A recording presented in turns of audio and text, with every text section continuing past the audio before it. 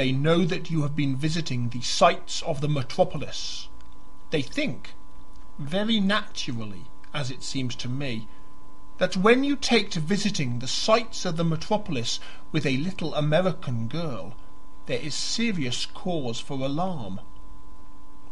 Lord Lambeth responded to this intimation by scornful laughter, and his companion continued, after a pause, "I said just now I don't want to know anything about the affair, but I will confess that I am curious to learn whether you propose to marry Miss Bessie Alden." On this point Lord Lambeth gave his interlocutor no immediate satisfaction. He was musing, with a frown. "By Jove," he said, "they go rather too far. They shall find me dangerous, I promise them." Percy Beaumont began to laugh. "You don't redeem your promises. You said the other day you would make your mother call." Lord Lambeth continued to meditate. "I asked her to call," he said simply.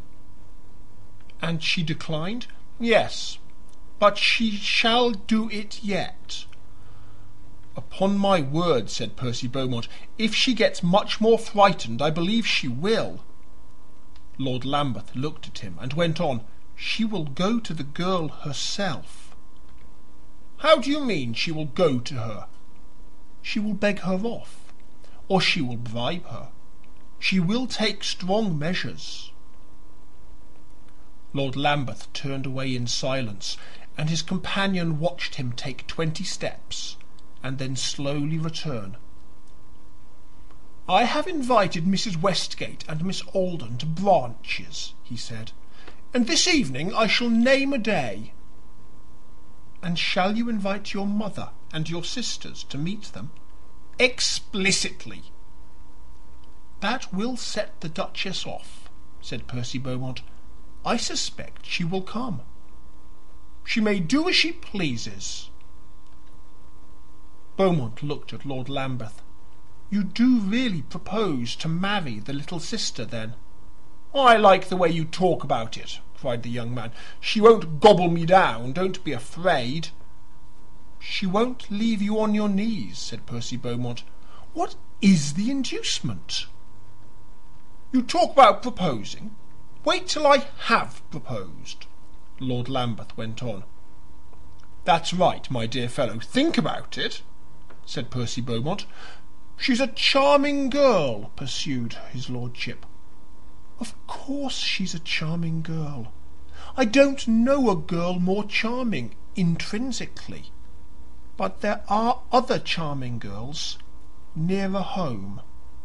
"I like her spirit," observed Lord Lambeth, almost as if he were trying to torment his cousin. "What's the peculiarity of her spirit?" "She's not afraid, and she says things out, and she thinks herself as good as anyone.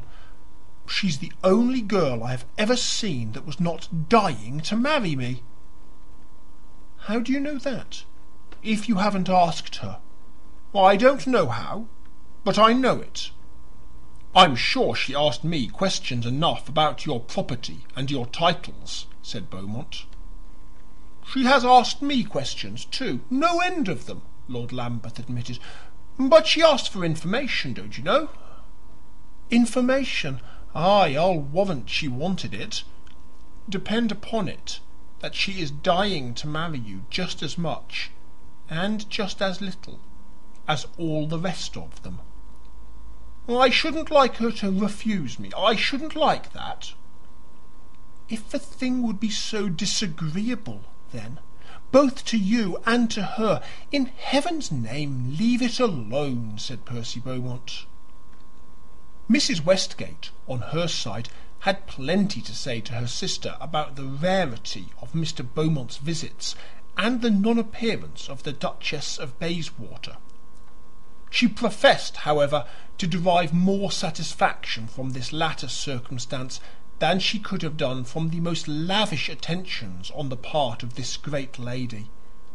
"It is most marked," she said, "most marked. It is a delicious proof that we have made them miserable. The day we dined with Lord Lambeth, I was really sorry for the poor fellow."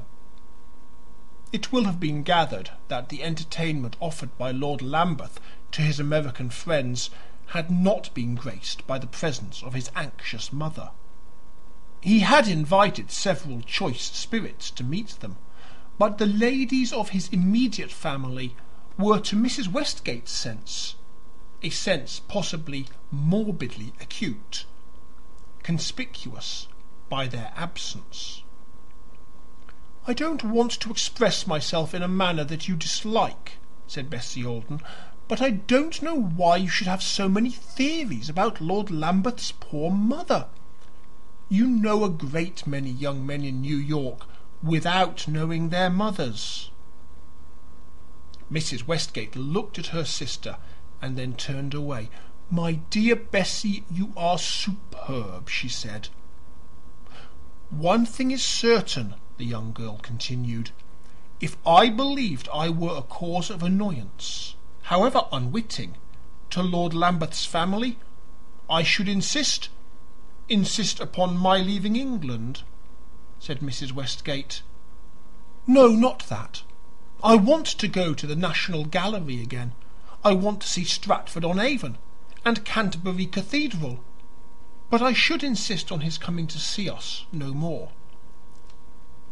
"That would be very modest and very pretty of you, but you wouldn't do it now."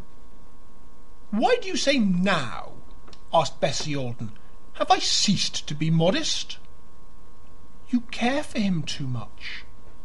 A month ago, when you said you didn't, I believe it was quite true. But at present, my dear child," said Mrs. Westgate, "you wouldn't find it quite so simple a matter never to see Lord Lambeth again. I've seen it coming on." "You're mistaken," said Bessie. "You don't understand." "My dear child, don't be perverse," rejoined her sister. "I know him better, certainly, if you mean that," said Bessie, "and I like him very much. But I don't like him enough to make trouble for him with his family, however. I don't believe in that." "I like the way you say 'however,'" Mrs. Westgate exclaimed. "Come, you would not marry him?" "Oh, no," said the young girl. Mrs. Westgate for a moment seemed vexed. "Why not, pray?" she demanded. "Because I don't care to," said Bessie Alden. The morning after Lord Lambeth had had, with Percy Beaumont, that exchange of ideas which has just been narrated, the ladies at Jones's Hotel received from his lordship a written invitation to pay their projected visit to Branches Castle on the following Tuesday. "I think I have made up a very pleasant party," the young nobleman said. "Several people whom you know, and my mother and sisters, who have so long been regrettably prevented from making your acquaintance." Bessie Alden lost no time in calling her sister's attention to the injustice she had done the Duchess of Bayswater, whose hostility was now proved to be a vain illusion. "Wait till you see if she comes," said Mrs. Westgate, "and if she is to meet us at her son's house, the obligation was all the greater for her to call upon us." Bessie had not to wait long, and it appeared that Lord Lambeth's mother now accepted Mrs. Westgate's view of her duties. On the morrow, early in the afternoon, 2 cards were brought to the apartment of the American ladies, one of them bearing the name of the Duchess of Bayswater, and the other that of the Countess of Pimlico. Mrs. Westgate glanced at the clock. "It is not yet 4, she said. "They have come early.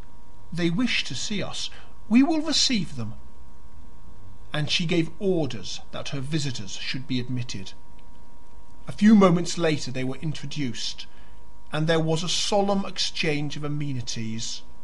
The Duchess was a large lady, with a fine, fresh colour.